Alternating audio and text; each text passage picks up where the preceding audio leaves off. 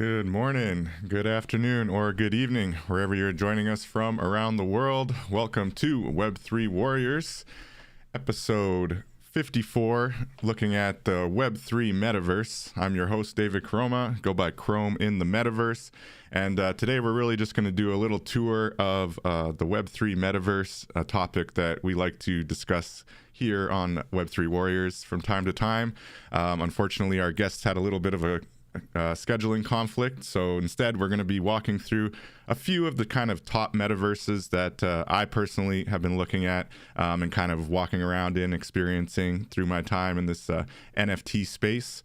And we'll also be kind of just discussing some of the pros and cons of the way that you can kind of engage in the metaverse these days.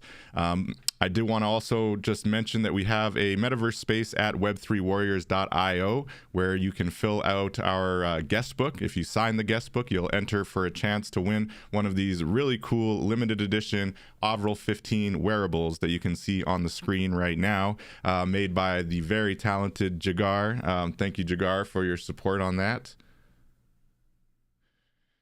So if you sign this guest book here, you'll be able to enter to win one of our limited edition Avril 15 wearables based on this Avril 15 Season 2 number 6 NFT, which is our beloved kind of mascot for most of our social media branding. And it goes along with our kind of purple and blues and the hues that we like at Web3 Warriors here. So definitely eager to reward one lucky collector. Also, if you were one of the community members who did claim one of our 444 What's in Store NFTs that was celebrating the 1-year anniversary of our show, then you are already a holder of this limited edition Avril 15 wearable, and you can find it in your hidden folder. So thank you to those community members who did claim our NFT. And this is just the first of many random perks that you can enjoy for holding the NFT. So you do have one of these really cool mask wearables, beautifully made by Jagar. And for any of my other Avril 15 fans out there, if you're looking for Voxel's wearable, definitely reach out to me and I can put you in touch with Jagar, who's a very talented builder and creator. So thank you again, Jagar, for that. And without further ado, I really want to look at what is going on in the state of the Web3 metaverse right now. I attended a State of the City event earlier this week, so I think that's inspiring a bit of this conversation. But also just earlier this week, there was a really insane announcement that came out of the Yuga Labs corner of the metaverse, where, of course, they created the Bored Ape Yacht Club, very popular NFT collection, and they are building their own kind of corner of the metaverse called The Other Side, which is promising to be very high fidelity, very high quality graphics, and very gamified. So kind of aiming to be almost like a Grand Theft Auto level type of functionality and really immersion, but having Web3 integrated in the whole thing, and assets for your wearables, assets for your land that you own, all that good stuff that we look at in the Web3 space and in the Web3 metaverse. So they had a really big announcement just earlier this week that I believe it was a sale of an NFT for their entry key for $1.6 million, which is insane when you really think about it. I'll bring up the article here. So Yuga Labs, that was the investment. So the Yuga Labs Dookie Dash winner sold his key for $1.63 million in Ethereum just earlier this week. So, you know, for anyone saying NFTs are dead, case in point, obviously they're not dead. Somebody thinks a single NFT token is worth $1.63 million for, I don't know, it's like early access, key that apparently is going to give you benefits in this other side metaverse that is yet to come out fully. So this kind of gets to one of my biggest concerns right now in the Web3 metaverse space, and that is speculation, which this space is rife with speculation. So when you look at something like this, where, you know, this gamer, who I believe is 18 years old, Mongrel, he's a very popular Fortnite gamer, apparently, in the esports space. So they had a contest, Yuga Labs launched a contest with this game, Dookie Dash, that was a pretty fun game. It's kind of try not to hit anything while going through this big tube kind of game. Gamers out there will know what I'm talking about. But it was an interesting game. I wanted to play it, but you had to own a Bored Ape Yacht Club or one of their NFTs. I think is either a mutant or an actual Bored Ape in order to get the access to the Dookie Dash game. And then they had a tournament, and so I think it was the top 10.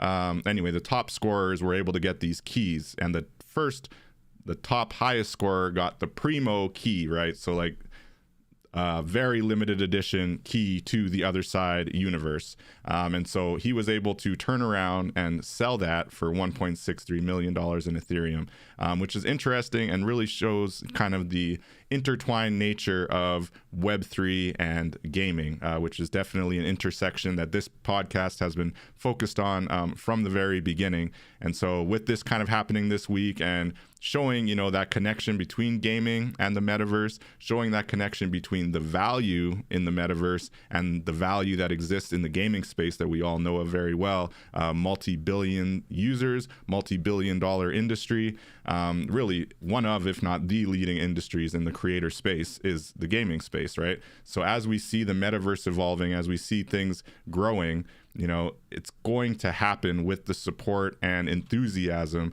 of the gamer community. And I actually believe that it cannot happen without the support and enthusiasm of the gamer community, because I just don't think you're going to get that level of enthusiasm from your average person out there who has not been maybe spending as much time in the digital space and has not seen the value that exists within the digital space, like the gamers who have been spending hundreds, thousands of dollars on assets within their digital gaming universes for decades, really. So it's not a new kind of function for them.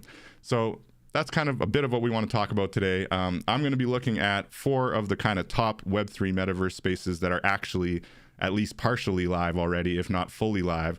And that is Voxels, Decentraland, Sandbox, and Somnium Space.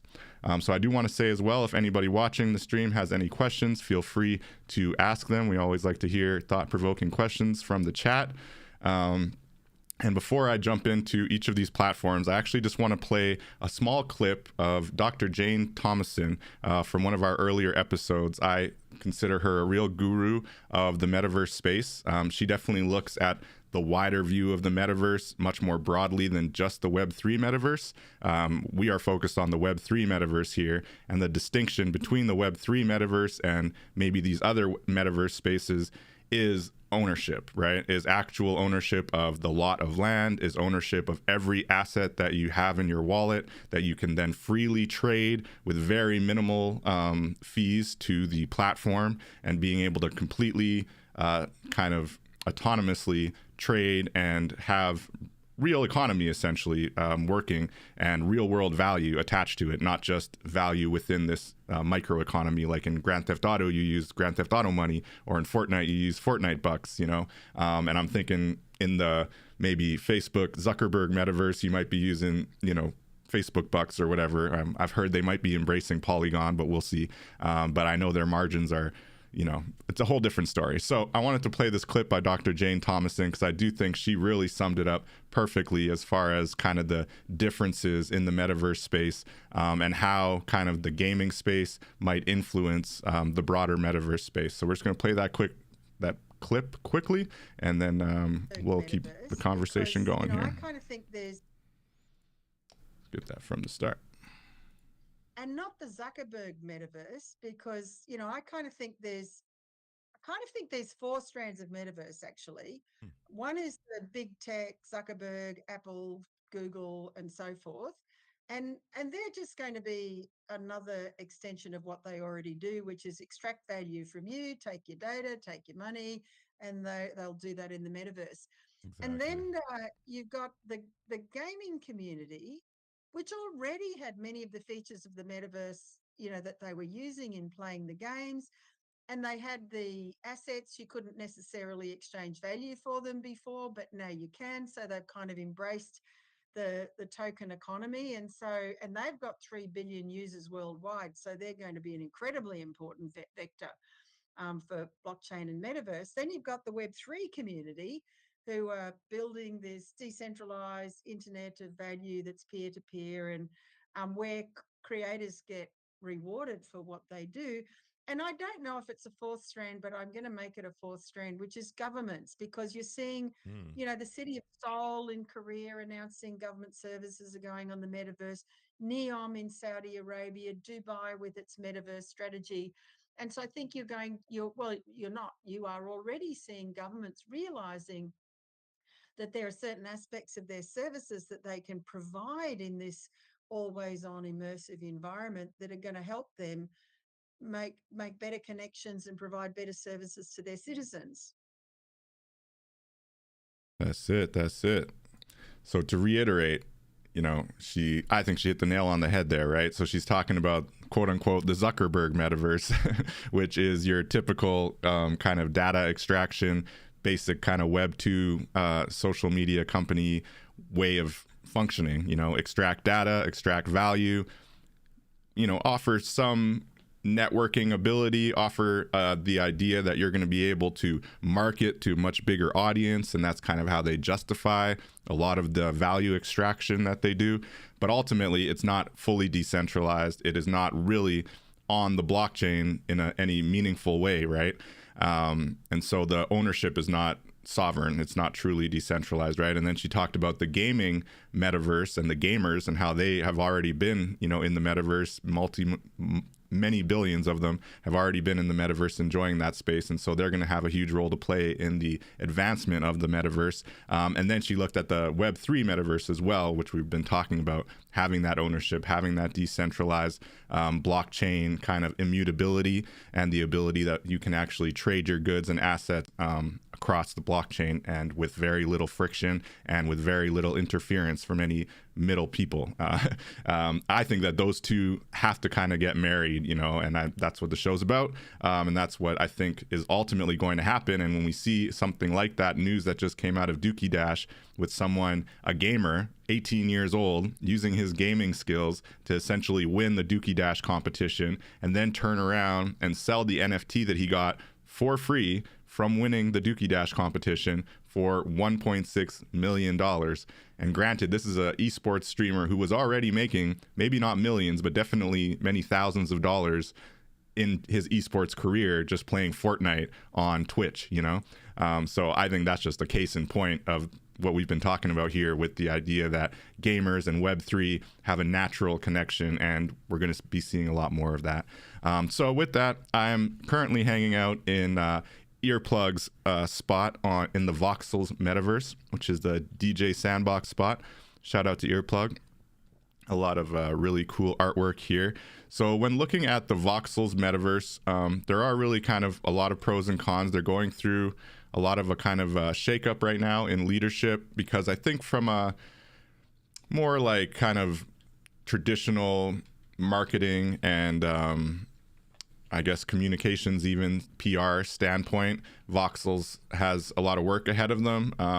They've got some more kind of corporate heavy hitters doing similar things to them. So you've got the Sandbox, which is also a voxel-based metaverse with a lot more industry money behind it, a lot of big names, Snoop Dogg, and all kinds of corporate entities that you could think of, media entities, comic books, video games, stuff like that. So the Sandbox is doing a very similar project, but with a lot more money, I would say, but also a lot more closed centralization, as opposed to Voxels, which is the big pro that the Voxels metaverse has. It's already functioning, it's already fully open and accessible to creators, and creators are taking full advantage, building really cool pieces, as you can see here in Earplug's corner of the Voxels metaverse. So that's one of the advantages of Voxels, is that it's accessible. When you build it, when you buy your lot on the Polygon blockchain, you own it forever. You will be able to trade your assets, sell your assets. You can create wearables within here and sell those wearables. Like I mentioned, Jagar, Earplug. We've got a lot of really amazing wearable creators in the NFT community. So Voxels has been very good from a community angle, from a decentralized ownership angle. And I think, because of the way the bear market works, because of the way that all metaverse spaces have kind of gone down in perceived value from the height of the bear market, where there was so much speculation, so much money, these floor prices were going up to 2-3 ETH just for like these Voxels land plots. They're now down, I think, to like 0.3 floor price for voxels. So it just goes to show, like with any market, the bear market is going to increase speculation, it's going to drive investment. And when people start thinking, oh, maybe this isn't going to pan out, then things kind of fall off and the value goes down a little bit. So that's hurt them a little bit right now because, I think whatever the case may be, a lot of these metaverse entities have been banking on the sale of land to kind of be their main source of revenue. So with that, we've heard recently there was the CEO has stepped down. They're taking on different leaders. They're actually, I think, cycling through a few different people, going through a little bit of a shakeup. So it'll be interesting to see, how Voxels continues to evolve. But I will say on the community angle, on the decentralized ownership angle, they've really just hit it out of the park, and it's just a really cool playground for creators, and always really inspiring to see, what NFT creators are building here, and the fact that, again, they can be bought and sold and traded all within this kind of microeconomy with very little friction. It's very easy to place your wearables and your NFTs on OpenSea for sale, and to really promote it even within the metaverse to help sell your art, sell your wearables, whatever the case may be. And this is Christina's lot here with a Christmas tree still. It's way past Christmas, but it's very cool. It's got a lot of cool stuff happening in Voxel. So that's one corner of the metaverse that we definitely always love to mention, and we're big fans of here at the Web3 Warriors, is the Voxels community, a true community of Web3 natives and people that see the value in this decentralized Web3 blockchain space. So jumping over to Sandbox, the thing with Sandbox is you pretty much have to own one of their NFTs or one of the plots of land. I believe even if you just own one of their avatar NFTs, you're able to actually jump into their metaverse. So out of the gate, that's kind of one of my big criticisms of it. Despite the fact that it's not openly accessible to everybody and able to really travel through different plots yet, there's so much value, so much speculation happening within the Sandbox community that I think they're in between a rock and a hard place now, right? So they've been planning to launch. I believe I heard they were going to launch last year, and the full launch never happened. There was alpha days, which was a time that they had kind of allowed anybody and everybody to join the metaverse and walk around and experience it. And I was really impressed by what their metaverse kind of offers when I did join the metaverse, when I joined their open alpha days Sandbox. But I was able to find their Twitch streamers where they have an account, and they actually show some kind of content from inside the game.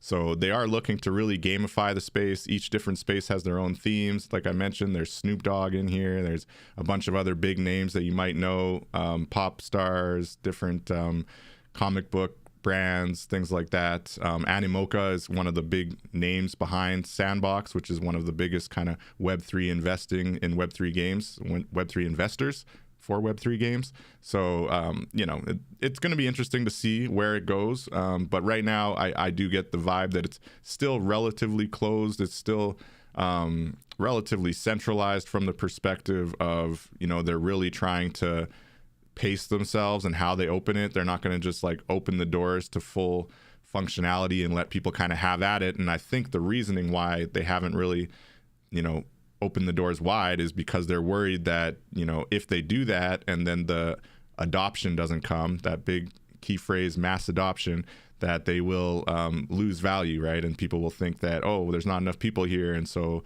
this place isn't as good as they said it was going to be, and then people run for the hills, right? And that's the worst case scenario, especially when you've kind of sold so much land on speculation and hope that there is going to be, if not mass adoption, at least enough adoption to make the world more engaging and exciting for people to join. So I think that they're not the only metaverse space to kind of be in a scenario like that, but it's going to be interesting to see how it evolves. So I'm still kind of TBD on the Sandbox from a voxels fidelity point of view. As you can see if you're watching the screen now, it is very cool. It's very a little bit more high fidelity, and that's because you actually need a software client in order to run it.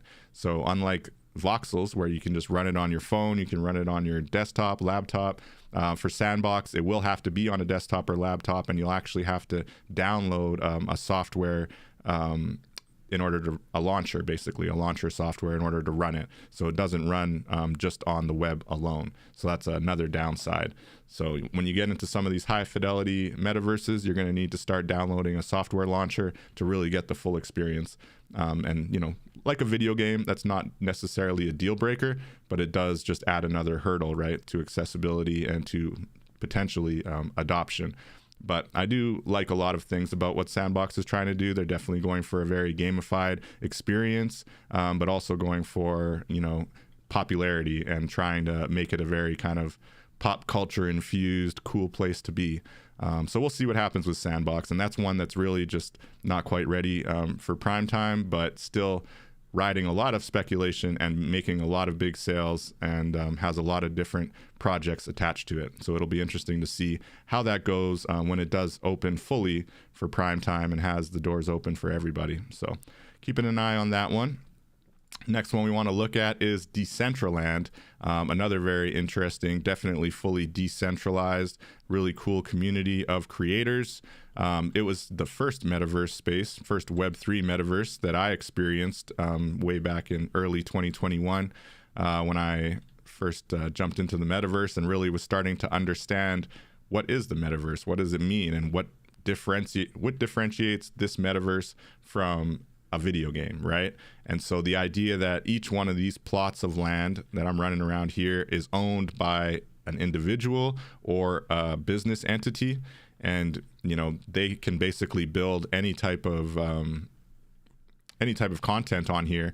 Now, the one thing with Decentraland when comparing to maybe voxels, on one hand, it does run a little bit heavier. I believe they just launched a beta for their own software launcher as well. But for the most part, you can still run it on web, but it does have to be on a desktop or laptop. It does not really function on a phone at all.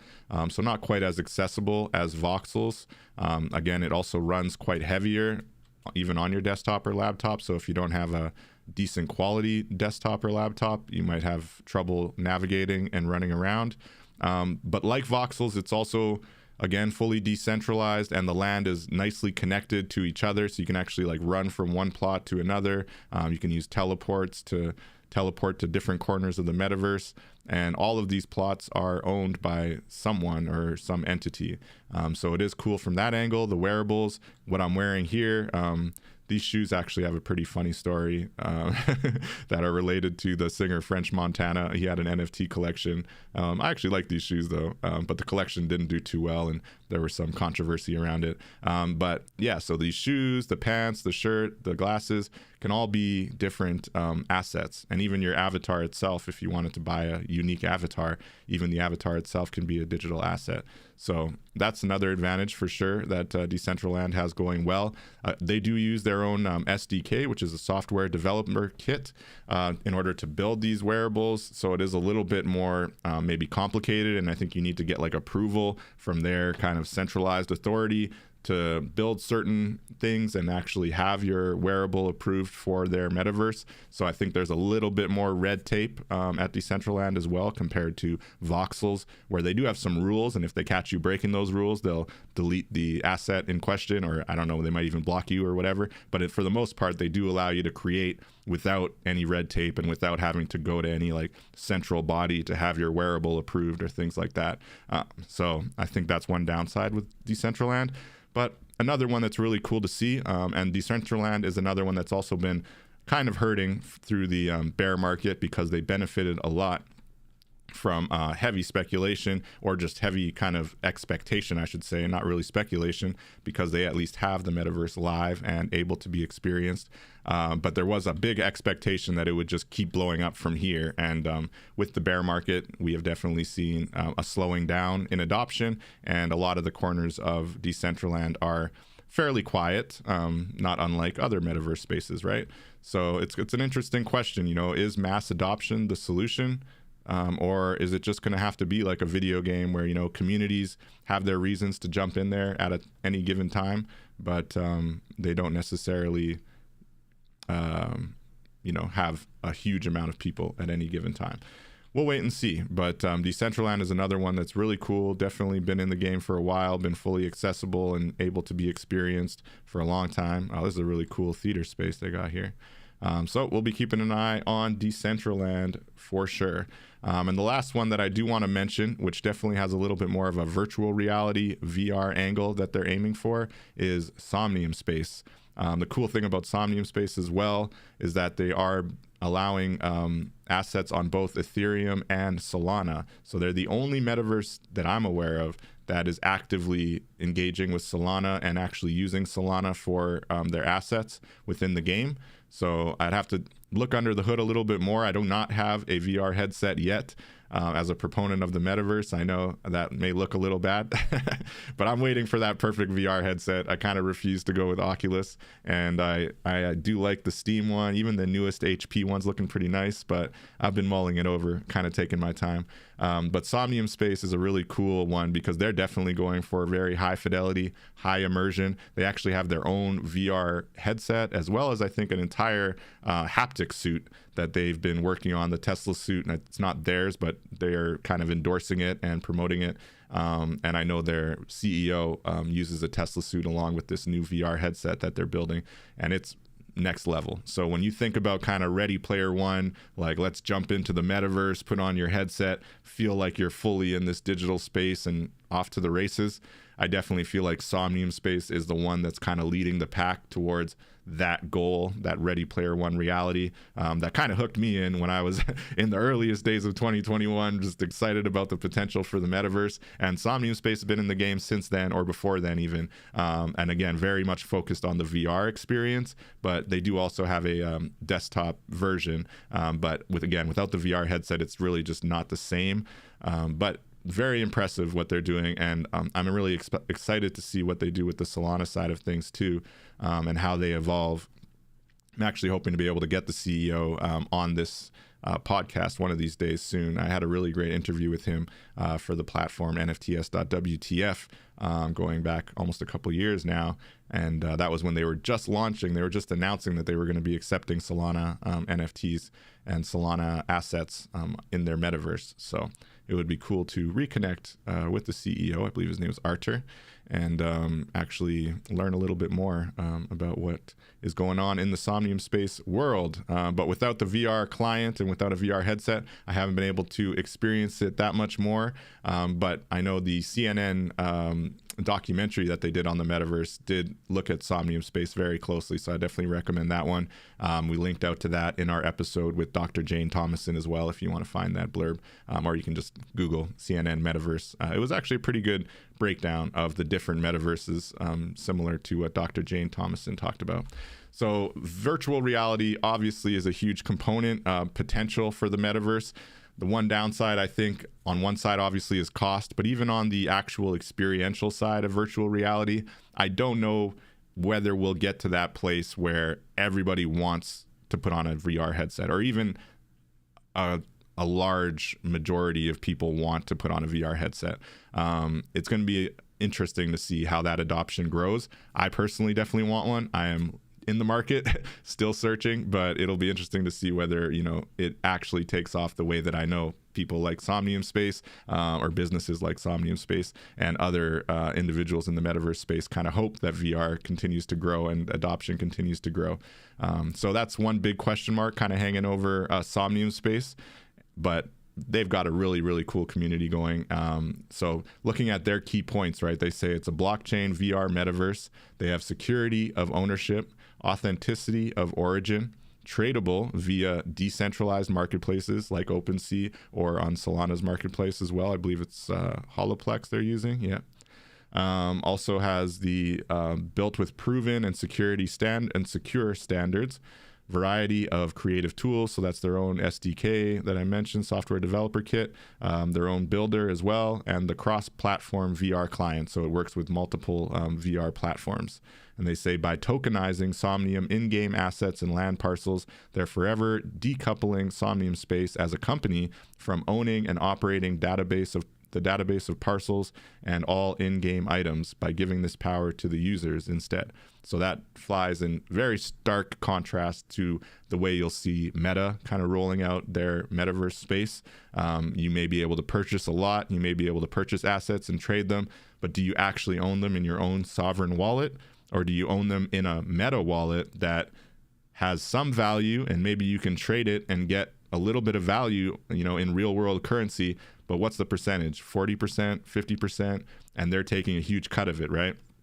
So just like Dr. Jane said, their goal and their modus operandi has been extraction of value, extraction of data, right? Whereas what we just read here from Somnium Space is actually going out of their way to empower the creators, right? And give the power to the users, to the community, to actually build the space on these lands, and then be able to sell the land, build the digital assets, whether it's the car, whether it's the clothing, and be able to sell. And so what you're getting in that space is an actual genuine economy built on the blockchain and fully functional. And so then it's beginning to be a lot more innovative. It's beginning to be a lot more free, and really the sky's the limit where something like that goes, as opposed to building everything on a centralized platforms kind of sand. And then if they change the rules of engagement, or they decide that they don't want you to be able to sell these assets for a certain amount of real world money, they'll just scale that back.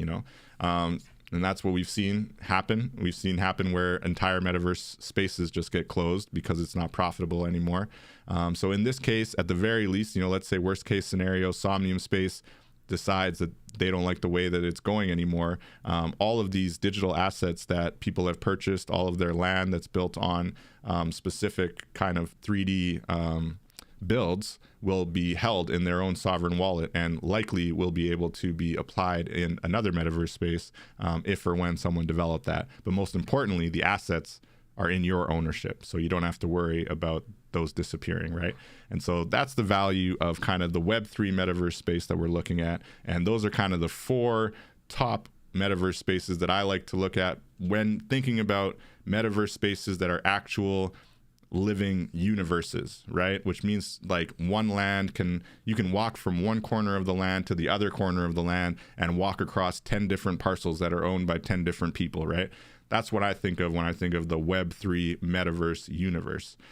So another side of that we've actually seen take off since the early days of the space as well are more tailored individual metaverse corners that are not attached to a whole universe, right? So for example, with that, we looked at spatial last week with Ingrid. She had a really cool designed little spatial metaverse corner that had the theme of her Invisibles project, and we were able to kind of just immerse ourselves in that gallery, right? So that was kind of a gallery space, but it's closed off. You're not going to walk from that gallery over to other spaces and be able to just kind of have a full gamer experience, because it's just like one corner of the metaverse, and that's cool, and it's very functional. You want to show a gallery, this is the gallery, boom, right? Monaverse is another one that's kind of similar to that, although they definitely have much more bigger ambitions, and you're actually able to build almost like your own video game world, but still it's not really a universe where you're running from one owned piece of land to another owned piece of land, and that's the difference there. On Cyber is another one where you can build your own gallery. It is kind of on chain. It's able to put up all your different NFTs on the wall and be able to actually show off your artwork in the gallery spaces. But again, you're not really running from necessarily one corner to the next, actually, meeting people and having that kind of gamified gamer experience. So that's something else to kind of keep in mind when it comes to the metaverse and how these things kind of work and what you're looking for in the metaverse, right? Do you just want to create a gallery and have a gallery space that people can kind of run to and visit? Then, maybe on Cyber or Spatial or even Monaverse. Well, Monaverse is a lot more complicated, but on Cyber or Spatial would probably be the way to go. So here, if you're looking at the screen, is an example of an on Cyber gallery. It's actually the first metaverse gallery I ever built. I love on Cyber. They have a lot of really cool designed rooms that are customizable. So this is just one room where I'm able to kind of show off my NFTs that I've had for quite a while. These are my OG collection, so it has a functional use case, right? But it's still Web3, it's still part of the metaverse for sure. But when I look at those 4 top kind of metaverse spaces that are very Web3, very decentralized, tokenized economics happening on chain, but also have, again, that connectivity, that universal kind of application where it does feel like a whole world of different entities, different businesses, different people. And then, you know, as that fills up, as that becomes more active, there'll be even more opportunities to actually add to that world and see where it goes and see how things grow and expand and evolve. So that is the Web3 metaverse that we are looking forward to. Those are just 4 examples. There are, of course, many other examples, and we are very much looking forward to see what Other Side does, you know, how soon they do end up actually launching.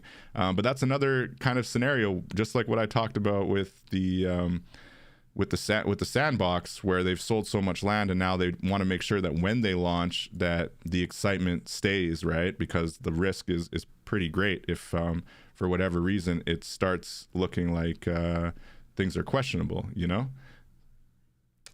So another one that happened here with the rollout of the Yuga Labs space, there was a lot of criticism because gas fees got insanely high. So now you've got a situation, right, where a lot of people spent a lot of money on speculated parcels of land. Shout out to Low Sleazy, because I know he bought a couple of those. And there's situations where, because everyone wanted one and the speculation was so high and they're promising like the most amazing Web3 metaverse experience you've ever seen, full immersion, being able to support really high levels of volume of people, but like, are you even going to get that volume of people jumping in? Who knows? So based on that speculation, right, they were able to have basically a ridiculous amount of sales, selling transactions and selling lots for like over 5 Ethereum and things like that. So now you have a situation where if the metaverse is short of expectations and doesn't kind of have the adoption that they're hoping for, aiming for, you know, it could be real ugly if there's a scenario where people think that they were kind of sold a bill of goods and that the metaverse that ends up coming is not what they promised, right? So we're waiting to see what happens with Other Side, what happens with some of these other Web3 metaverse spaces projects that are being planned, that are being promoted, but have yet to actually come to fruition. So those 4, Voxels, Decentraland, Sandbox, and Somnium Space, I think are leading the pack when it comes to the topic of the Web3 metaverse. Looking at the state of the Web3 metaverse in 2023, I think that you have, especially in the case of Sandbox and Yuga Labs Other Side, a very kind of pressure cooker situation where they do have to kind of perform at a very high level when they do launch fully. Otherwise, you know, they might see a lot of lost value. So that's going to be interesting to watch. Maybe that happens this year. Maybe they hold out for the next bear market or the next bull market before they even launch. I don't know. Because both those, I think Sandbox and Other Side, had been talking about launching sooner than I think they will. For everybody, that is. So it'll be interesting to see how those go and if they're able to live up to the very expensive speculation that they've now been able to benefit from. So those are going to be interesting to watch. To Voxels, you know, they got their leadership changes. It's going to be really interesting to see how that evolves. Decentraland continues to want to engage with more investment, wanting to grow in the right direction, but they've gone fairly quiet. So it'll be interesting to see how they do as well. Looking at some of these floor prices, looking at Decentraland right now, you're looking at 0.9 Ethereum, so roughly 1 Ethereum to buy a lot of land on in the decentralized metaverse, Decentraland metaverse. For crypto voxels, you're looking at 0.289 right now is the floor price. So you could get a lot in crypto voxels for as low as 0.289. Definitely quite low right now. So it might be a time if you think that the voxels metaverse is here to stay and you want to get a piece of land in there. Even Sandbox right now is down to 0.78 for a piece of land in Sandbox metaverse right now. So if you look at some of their all-time trading, the highs were quite high. So they were going for about 4 or 5 Ethereum at one point, and now, you know, that was the average back in early 2022, and that was kind of their peak. Had an average of 4.4 Ethereum per piece of land, which would be, you know, roughly $6,000, $5,000. And it's been kind of steadily going down since then, you know, to just under 1 ETH now. So this is the state of the Web3 metaverse right now. It will be very interesting to see how the Web3 metaverse evolves this year and into the future. Thank you to Dr. Jane Thomason again for breaking down kind of those other elements of the metaverse, whether it's kind of the meta Facebook metaverse, whether it's the government metaverse, seeing what governments try to do with this digital opportunity to kind of have 24/7 accessible services. That's a very interesting function of the metaverse as well. But what we're focused on is the Web3 metaverse and how it marries with the gaming metaverse. So we're really excited to see what happens this year in 2023. Thank you everyone for tuning in. I want to mention again, if you have not visited our Metaverse corner at web3warriors.io, please do visit and sign our guest book there, and for your chance to win a limited edition Avril 15 wearable that you see on the screen here. It's very cool, beautifully put together by the amazing Jagar, aka Metavoxels. If you want to see his spot in voxels, you can just search Metavoxels with a Z and check that out as well. But thank you everyone for tuning in. Seeing no questions from the chat. It's a good conversation on the state of the Web3 metaverse. We're rooting for all the entities really building up in this real decentralized space. We don't think it's a situation where it has to be one metaverse to rule them all. On the contrary, that would be worst case scenario. We want to have interoperability. We want to have the ability to jump from one metaverse to another for different reasons, you know, different communities, maybe different vibes, different styles, you know, but it's not that one has to destroy the other one. So we're hoping to see them all kind of grow in a really positive way, in a fruitful way. You know, we always say abundance over scarcity. We don't have to be competing. We can actually just be collaborating and building and growing together. So that's what we hope to see in the metaverse. And with that, yeah, please do sign the guest book at web3warriors.io. We will be back next week talking to Dr. Lemney, an amazing artist from the NFT community space. And thank you for tuning in. And until next week, we will catch you in the metaverse. Peace out.